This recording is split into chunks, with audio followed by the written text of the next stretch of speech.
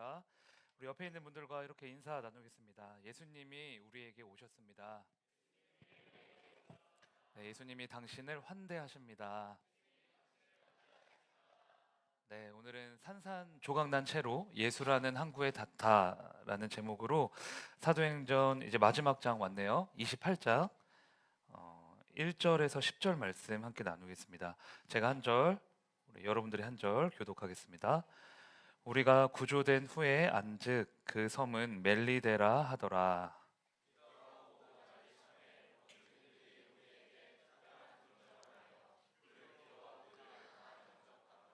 바울이 나무 한 묶음을 거두어 불에 넣으니 뜨거움으로 말미암아 독사가 나와 그 손을 물고 있는지라.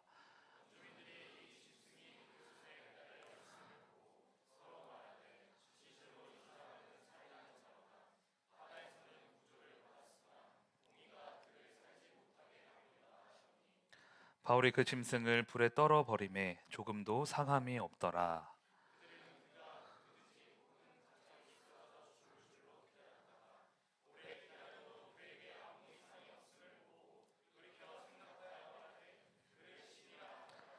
이 섬에서 가장 높은 사람 보블리오라 하는 이가 그 근처에 토지가 있는지라. 그가 우리를 영접하여 사흘이나 친절히 머물게 하더니.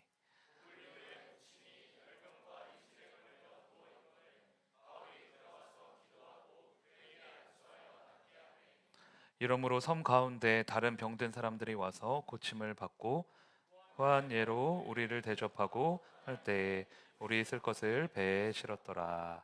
아멘. 네, 바울은 이제 가이사랴에서 출발해서 로마에 도착하는 약 4,000km의 그 대항해에 이제 접어들었죠. 지난주에 살펴봤듯이 가다가 광풍에 휩싸여서 모든 배가 산산조각이 나고 이제 죽을 위기에 처하게 됩니다. 그러나 바울은 그 상황에서도 어떤 믿음이 있었죠? 내게 말씀하신 그대로 되리라. 이 믿음이 있었어요. 근데 하나님이 바울의 믿음대로 또 행하십니다. 배는 난파되었고 배에 있던 뭐 식량과 짐 바다에 다 잠겼지만 사람은 단 한 사람도 죽지 않은 거예요. 다 살아서 어디론가 도착하게 되는데 그곳이 어디냐? 오늘 우리가 이제 읽은 멜리데라는 섬이에요. 여기까지 여정을 기억이 잘 안 나니까 지도로 한번 살펴볼게요. 네, 자 저기 가이사랴 오른쪽 밑에 보이시죠? 네, 여기서 출발합니다. 출발해서 시돈에 가서 친구들 만났죠. 친구들 만나서 무라라는 항구 도시 올라갑니다. 저기서 뭐 했죠? 큰 배로 갈아탔다. 왜? 먼 거리를 가야 되니까 큰 배, 국제선을 타고 이제 쭉 가는데 북동풍이 밀려와서 배가 밀리고 밀려서 그레데 섬 아래쪽으로 가서 도착했다가 이제 바울 말 안 듣고 선장의 말을 들었잖아요. 그러다 보니까 쭉 가다가 결국에 저 지글지글한 데 보이시죠? 예, 저기가 이제 난파된 거예요. 배가 난파돼서 완전히 표류를 했는데 저기 위로 이제 떠밀려 가다가 멜리데라는 섬에 이제 도착을 하게 된 거죠. 여러분 지금도 이 멜리데 섬이 있을까요, 없을까요? 네, 있습니다. 인터넷에 멜리데라고 검색해도 나오지만 몰타 섬이라고 검색하면 잘 나와요. 몰타의 지금 사진 한번 볼까요? 지금 사진. 바다가 굉장히 멋집니다. 지중해 한가운데 이제 이 섬이 있는데 2007년 미국 어느 그 월간 잡지를 보면은 세계에서 가장 좋은 세계에서 가장 살기 좋은 나라, 예, 그걸로 꼽혔대요. 지중해성 기후 때문에 겨울에도 굉장히 따뜻해서 미국인이나 유럽인이나 할 것 없이 이제 휴양지로 유명하다고 하더라고요. 근데 이 몰타섬 역사를 보면 재밌어요. 성경이랑 딱 맞물리는 지점이 있거든요. 몰타가 원래 그 영국의 식민지였대요. 세계 2차 대전 이후에 여러 이제 국가와 민족을 식민지로 삼았던 강대국들이 반성을 하잖아요. 우리가 잘못했다. 그래서 식민지를 다 이렇게 풀어주고 자유를 주지 않습니까?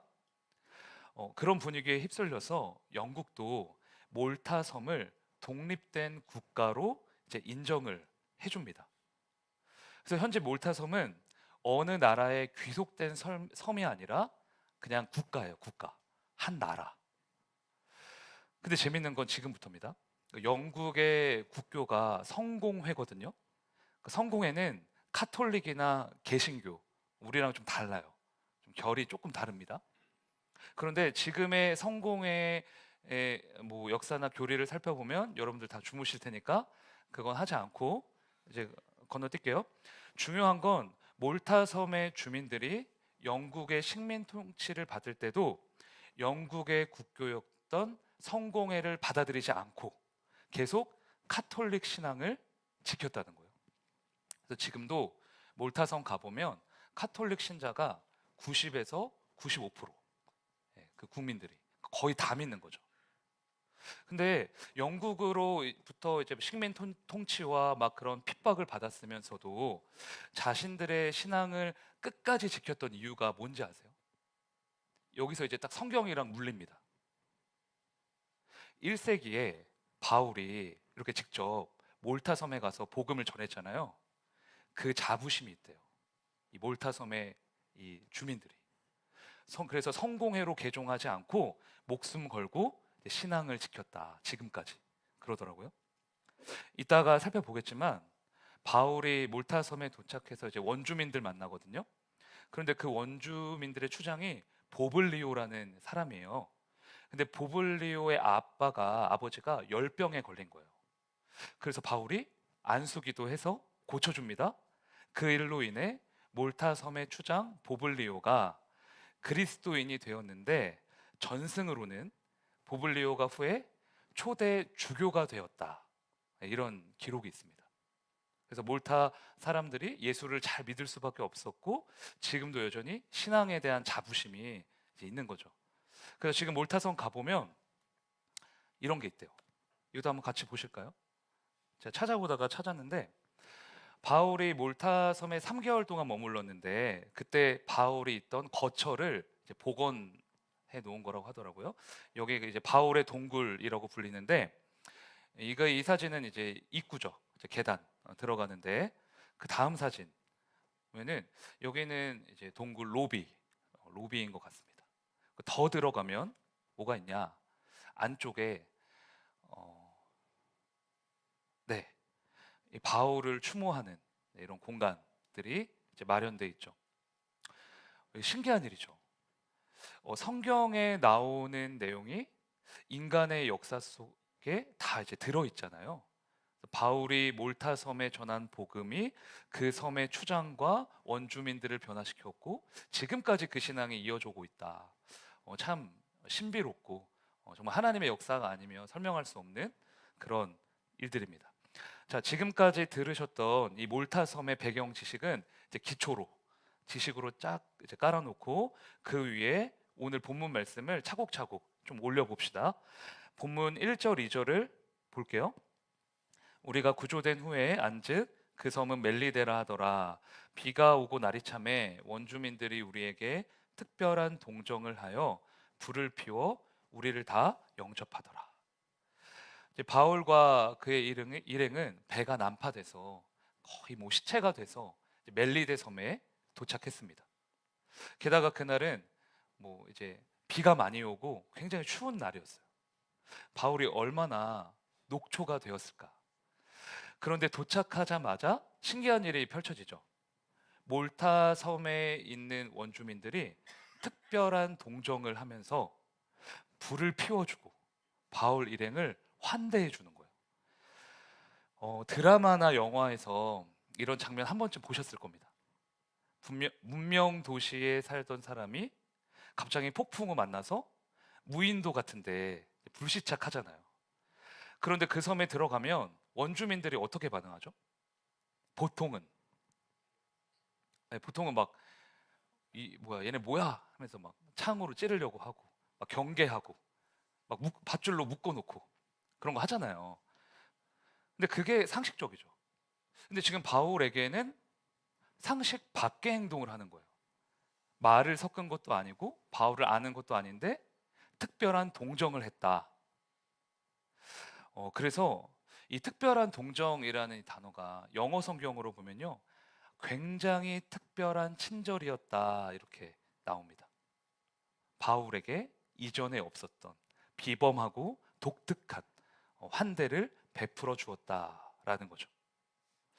여러분, 이 장면에 등장하는 배우는 바울과 그의 일행과 원주민들이지만 이 장면을 계획하시고 뒤에서 섭리하시고 모든 것을 연출하신 분이 누구실까요? 이 정도까지 힌트를 드렸는데 하나님이시죠. 하나님이 원주민들의 마음을 특별히 만지신 거죠. 바울이 원주민들 만나기도 전에 바울을 그렇게 긍휼히 여길 수 있도록 하나님이 원주민들을 잘 이렇게 만져 놓으셨다. 우리가 이렇게 생각할 수 있겠죠. 이런 하나님의 역사가 사도행전 28장을 보면 계속 이어집니다. 신기해요. 바울이 지금 로마로 가는 중이죠. 하나님이 명령하신 사명지에 목숨 걸고 이제 점점 가까워지고 있습니다. 그런데 로마로 가는 길이 순탄하지 않죠. 법정에서 재판도 받고 막 폭풍우도 만나고 배도 깨지고 막 무인도에 도착하고, 그래서 인간의 눈으로 이런 이제 사건들을 보면 이게 뭘까? 하나님이 사명을 주셨는데 왜 이럴까? 왜 이렇게 힘들까? 이게 그리고 정말 될까? 그러니까 이런 생각을 하게 돼요. 그런데 하나님은 뒷짐지고 놀고 계셨던 게 아니더라고요. 때마다 바울에게 뭘 준비하시냐? 환대하는 사람들, 동역자들, 바울을 도와주는 사람들을 곳곳에 다 배치시켜 놓은 거예요. 그 사명을 이룰 수 있도록 힘을 주십니다. 우리가 이 사도행전 막바지에 눈여겨봐야 될 게 딱 이거예요. 사명에 가까울수록 고난도 커지지만 그 고난을 능히 이길 수 있는 하나님의 환대 또한 굉장히 커집니다. 하나님이 우리를 환대하셔서 그 사명에 갈 수 있도록 하시는 거예요. 바울이 이 섬에 도착해서 독사에 물리잖아요. 그런데 아무런 상함도 없습니다. 그때부터 원주민들이 바울을 신이라고 떠받들어요. 그러다 어느 날 제가 앞서 말했던 멜리데 섬의 추장 누구죠? 보블리오 아빠가 병에 걸린 거예요.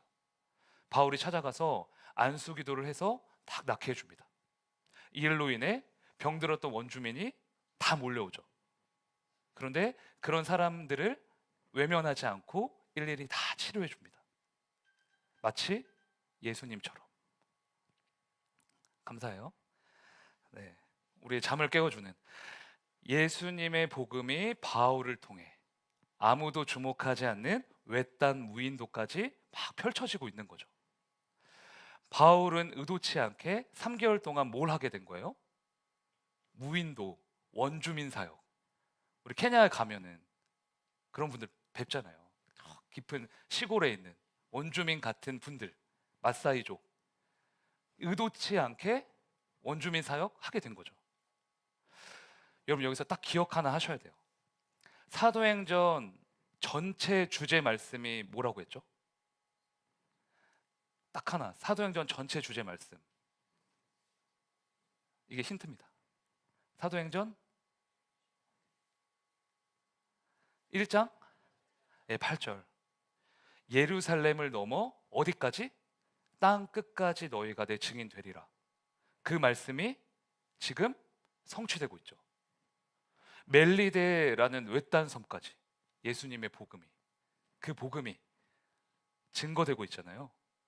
그래서 여기서 우리가 봐야 될 거는 바울이 안수기도에서 이 사람들 고쳐줬다 이게 아니라 사도행전 1장 8절의 말씀이 성취되고 있구나.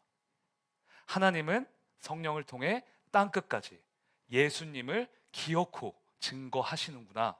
이거 보시면 돼요. 그 사실을 우리에게 성경이 보여주고 있는 겁니다.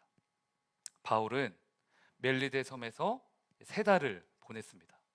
그리고 이제 재정비해서 로마로 이제 출발하는데 원주민들과 그 사이에 정이 엄청 들었어요.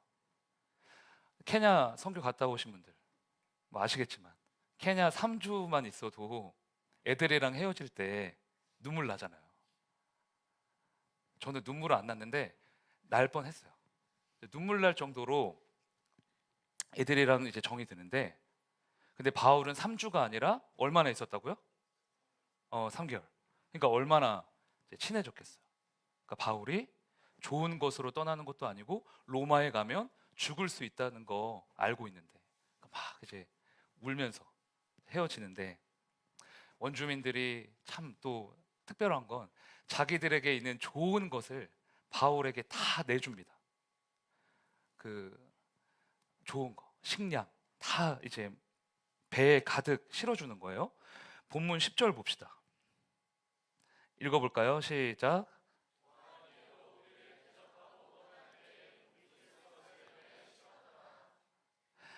여기에 대접하고가 나오죠. 대접하고. 처음에 원주민들이 바울을 특별한 동정으로 이렇게 환대해줬죠. 근데 떠날 때도 뭐예요? 또 대접해줘요. 또 환대해줘요. 그런데 지금은 이전보다 더 크게 환대해주는 거죠. 식량도 실어주고 박수 쳐주고 기도해주고 그랬겠죠. 그래서 원주민들과 바울이 딱 이어지는 동역자가 이제 동역자로 세워지는 겁니다. 그런데 이 장면이 바울이 로마 땅에 딱 도착했을 때 똑같이 있어요. 나타나요. 바울 일행이 멜리데에서 로마까지 어떻게 가는지 그 경로를 우리 잠깐 봅시다. 지도를 보면서. 자, 이렇게 갔어요. 멜리데에서 위로 올라가면 뭐가 있죠? 네, 수라구사라는 곳에 3일 동안 있다가, 그리고 또 올라가요. 어디예요? 네, 레기온에서 하루를 정박하고 이제 진짜 들어갑니다. 이탈리아 어디예요? 보디올이라는 곳에 배가 탁 들어가서 그 다음부터는 육로로, 육지로 이동하죠. 육로로 아비오 광장, 트레이스 타베르네를 거쳐 로마 안쪽으로 이제 진입하게 됩니다. 이제 드디어 도착했어요. 근데 바울이 여기 로마에 딱 도착했을 때 로마에서 바울을 기다리고 있는 동역자들이 있었어요. 바울을 가이드 해주러 온 거죠. 이것도 한번 찾아봅시다. 28장 15절 읽어볼게요. 시작.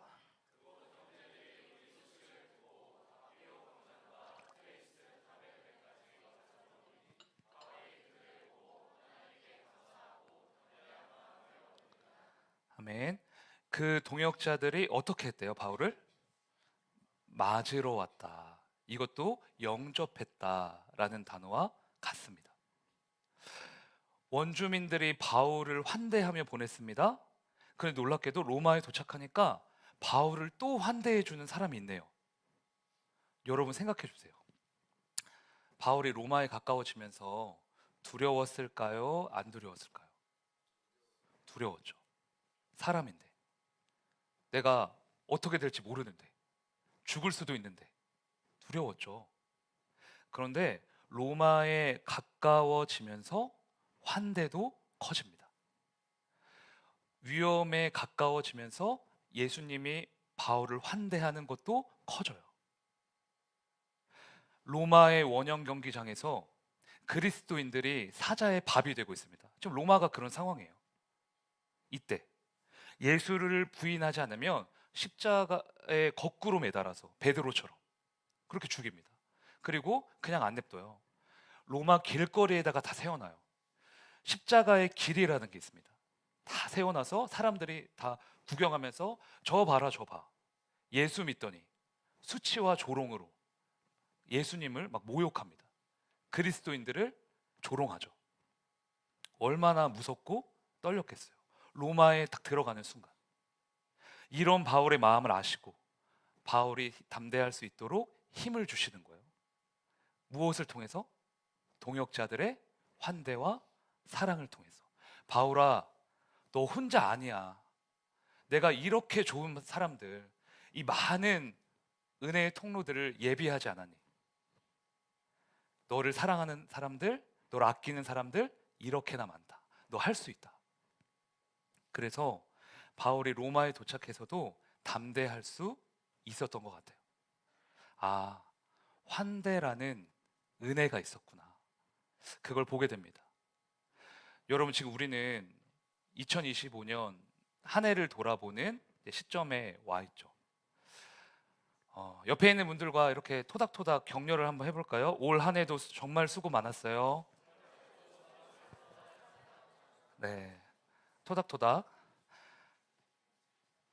올 한 해를 돌아보면서 하나님의 은혜가 아닌 것이 없으시죠? 네, 갑자기 나눔을 하시네. 나눔하지 마시고요. 안 끝났습니다. 돌아보면, 그러니까 하나님 은혜였습니다 이렇게 하면 그 은혜를 이렇게 들어가 보잖아요. 그럼 그게 있는 것 같아요.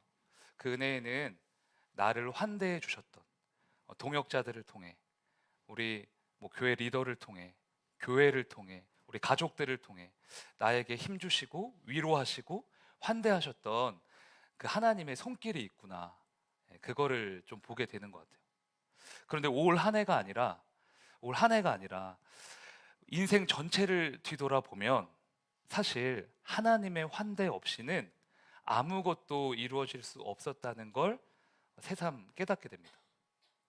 저와 여러분의 존재 자체가 하나님이 예수 그리스도를 우리에게 아낌없이 보내심으로 말미암아 환대하셨기에 가능한 거잖아요.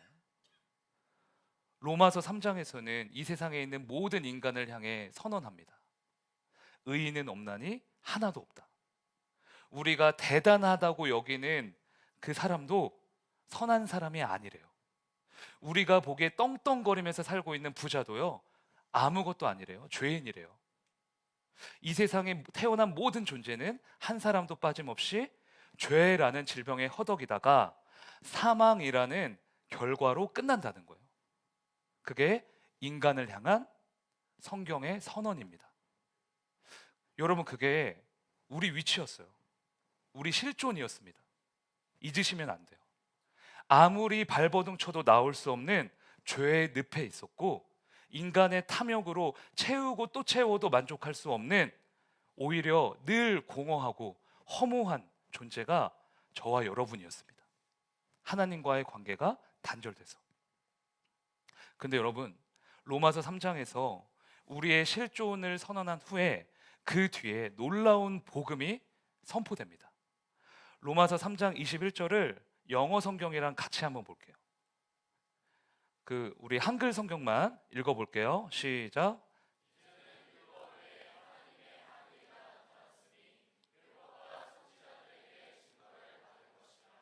아멘. 우리 잠깐 띄워주세요. 이게 왜 같이 봐야 되냐? 개역개정에서는 번역이 조금 아쉬워요. 이제는 율법에 이렇게 하는데, 영어 성경이나 원어 성경을 보면 그러나 이제는 이렇게 나옵니다. 그러나 우리가 완전히 죽어 있었지만, 사단의 종노릇하는 존재였지만, 미친 듯이 발버둥 쳐도 죄와 사망을 벗어날 수 없었지만, 그러나는 뭐예요? 반전이 있다는 거예요. 그러나 그 뒤에 복음이 선포됩니다. 3장 22절. 이것도 읽어볼게요. 시작.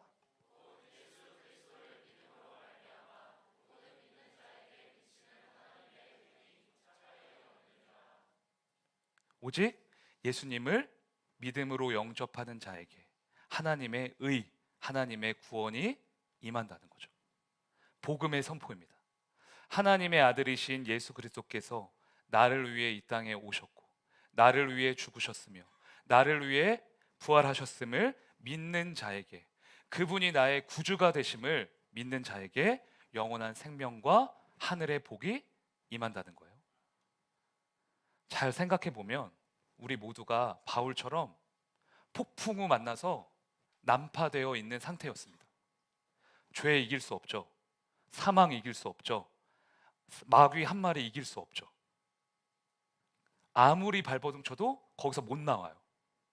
그런 우리에게 하나님이 누구를 보내세요? 독생자를 보내십니다. 말씀이셨던 그가 이제 육신 되어서 우리를 찾아오십니다. 근본 본체는 하나님이시나 자기의 영광과 보좌를 버리시고 우리와 같이 되기로 결정하십니다. 우리가 얼마나 더러운지, 얼마나 하나님 대적했는지, 얼마나 탐욕스러운지 다 아시면서 우리의 죄를 샅샅이 살펴보셨으면서 그럼에도 불구하고 사랑하신 거예요. 성경은 예수님이 처음 이 세상에 태어났을 때를 다음과 같이 기록하고 있습니다. 누가복음 2장 8절에서 11절 달아서 연이어서 읽어봅시다. 시작.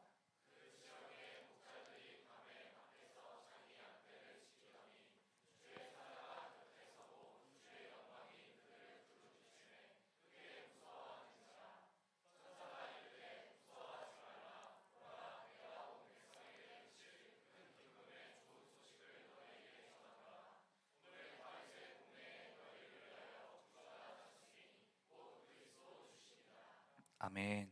예수님이 누구에게 오셨죠? 예수님의 그 탄생의 소식이 누구에게 처음으로 들려졌죠? 양을 치는 목자들. 로마 황제가 있는 로마 황궁에 나타나지 않으셨어요. 이 세상의 가장 화려한 곳에서 탄생하지 않으셨습니다. 가장 비천하고 가장 더럽다고 여겨졌던 목자들에게 찾아오십니다. 그리고 캄캄한 밤에, 환한 낮이 아니라 캄캄한 밤에 오셨죠. 유진 피터슨 목사님의 길 위에 계신 그리스도라는 책을 보면 이 장면을 이렇게 해석하고 있습니다. 초기 교회에서는 예수님의 탄생에 대해 언급할 때 예수님이 밤에 태어나셨다는 사실을 강조했다. 목자들은 밤에 양떼를 지키고 있었고 동방박사들은 밤새도록 별을 따라갔으며 헤롯 왕이 한밤에 주재한 궁중회의의 결과로 베들레헴의 모든 어린아이가 살해당했다. 그러나 예수님의 오심은 모든 면에서 세상을 뒤엎은 이 어둠을 뚫고 환히 빛났다. 캄캄한 어둠을 비출 수 있는 유일한 빛으로, 어두웠던 우리의 마음을 밝힐 수 있는 소망의 빛으로, 사랑의 빛으로 오셨다는 거죠.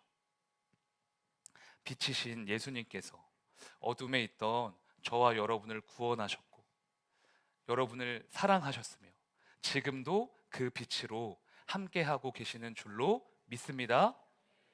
여러분, 그러면 우리 뭐 해야 될까요? 이제 성탄절 며칠 안 남았는데 뭘 하면서 그 예수님을 기다려야 될까? 저를 따라합시다. 왕의 왕 대신 그리스도를 온 마음 다해 환대하겠습니다. 늘 말씀드리지만 우리 특히 청년분들 성탄절 행사 훌륭하게 해내는 거 중요한 거 아닙니다. 못 하셔도 돼요.